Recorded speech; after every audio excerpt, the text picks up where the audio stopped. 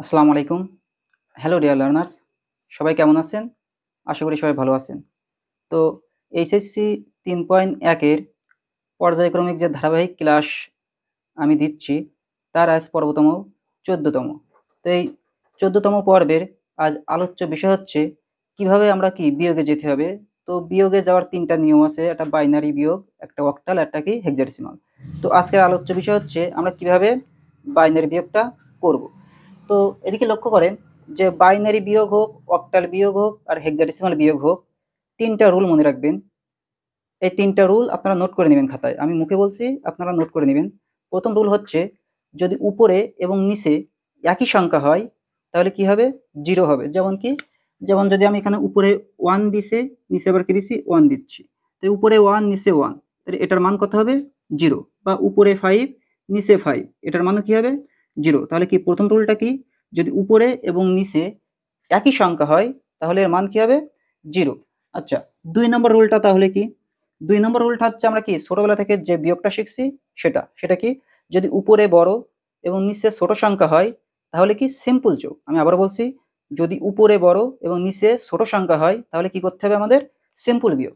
যেমন তাহলে কি, আমি একটু এখানে যদি আমি লিখি যে 5 উপরে নিচে 3, তাহলে সিম্পল বিয়োগ কত? 2।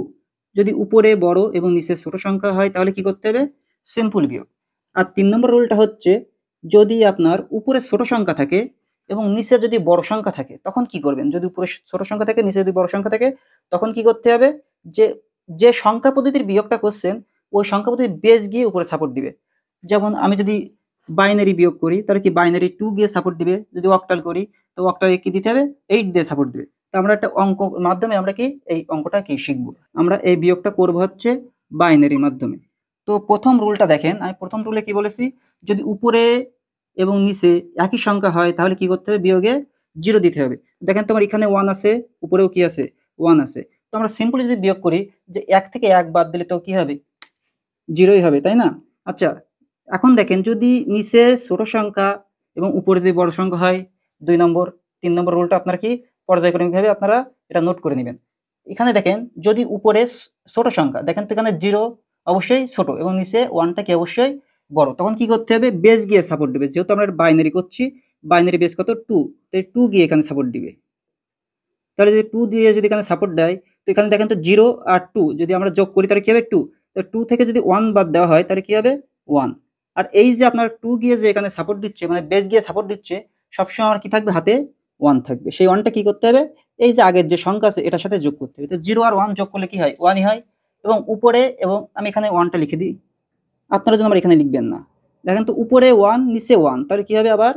0। আমার হাতে কি আর কিছু আছে? নাই কিন্তু। এখানে লক্ষ্য করেন এখানেও 1 আছে, উপরেও কি আছে? 1 আছে। তাহলে ১ থেকে ১ বাদ দিলে তো কি হবে? 0 ই তো হবে। তো যখন আপনার অ্যান্সারটা লিখবেন তখন কি করবেন? 10 হচ্ছে এটার অ্যান্সার। তাহলে আমরা কি বুঝতে পারছি? আমি আবারও বলছি রুলটা কি? যদি উপরে এবং নিচে একই সংখ্যা হয় তাহলে এর মান কি হবে? 0। আর যদি উপরে বড় সংখ্যা নিচে ছোট সংখ্যা হয় তাহলে কি করতে হবে? সিম্পল বিয়োগ। আর যদি ৩ নম্বর রুলটা কি বলেছি? যদি উপরে ছোট সংখ্যা থাকে এবং নিচে বড় সংখ্যা থাকে, আপনি যে সংখ্যা পদ্ধতির বিয়োগ করবেন না কেন ওই সংখ্যা পদ্ধতির বেস গিয়ে সাপোর্ট দিবে এবং হাতে সবসময় কি থাকবে? 1 থাকবে। তাহলে আমি কি করলাম এখানে? যে পূর্ণ সংখ্যার মাধ্যমে আমরা কি বিয়োগটা শিখছি, এখন আমরা ভগ্নাংশের মাধ্যমে কিভাবে করতে হয় সেটা আমরা দেখব। এখন দেখেন আমরা ভগ্নাংশটা কিভাবে শিখব। ভগ্নাংশটা আমরা শিখব, এখানে আমি 1 1 0 1 রেডিক্স পয়েন্ট 1 0, ঠিক আছে? আমি এটার নিচে লিখছি যে 1 0 1 0 যে রেডিক্স পয়েন্ট 1 1। আমি এই বিয়োগটা করব কিসের মাধ্যমে? যে বাইনারি বিয়োগ। তো দেখেন বাইনারি বিয়োগ করতে হলে আমি কি বলছি? প্রথম রুল, দ্বিতীয় রুল, তৃতীয় রুল, এই ৩টা রুল কিন্তু আপনাদের কি অবশ্যই মুখস্থ রাখতে হবে, তাই না? তো দেখেন এখানে আমরা যে ছোটবেলায় সবসময় কি 0 টাকে কি 10 ধরছি। আচ্ছা, 10 টাকে ধরছি কেন? ঠিক আছে, আমি একটু পড়ার বাইরে একটু কথা বলি। যে আমরা এই 0 টাকে আমরা 10 ধরছি, 10 ধরার কারণটা কি? আমাদের কিন্তু টিচাররা শেখায় না। আমাদের দেখায় যে 0 থাকলে কি ধরতে হবে? 10 ধরতে হবে। যেমন আমি এখানে লিখছি যে 30, আর এখানে লিখছি কত? আমি লিখতে পারি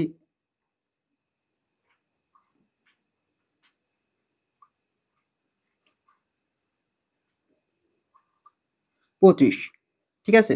তো দেখেন তো আমাদের নিচে 5 এবং উপরে কি আছে? 0 আছে। আমাদের টিচাররা শেখাতো এই যে 0 মানে কি 10, 10 থেকে তখন কি এই যে 5 বাদ দিলে কত হবে, 5 হবে। আচ্ছা এখানে এই যে 10 ধরছি কেন, তার মূল কাহিনীটা হচ্ছে যে মানুষ কোন ভাষা বোঝে, ডেসিমাল ভাষা। কারণ মানুষের বোধগম্য ভাষাকে কি বলে, ডেসিমাল ভাষা।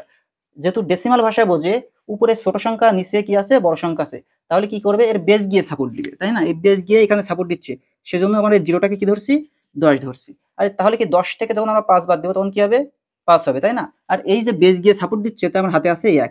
তো দেখেন এই 2 আর 1 কত, 3, তাহলে 3 থেকে 3 বাদ দিলে কি হবে, 0, মানে অ্যান্সার কি হবে, 5।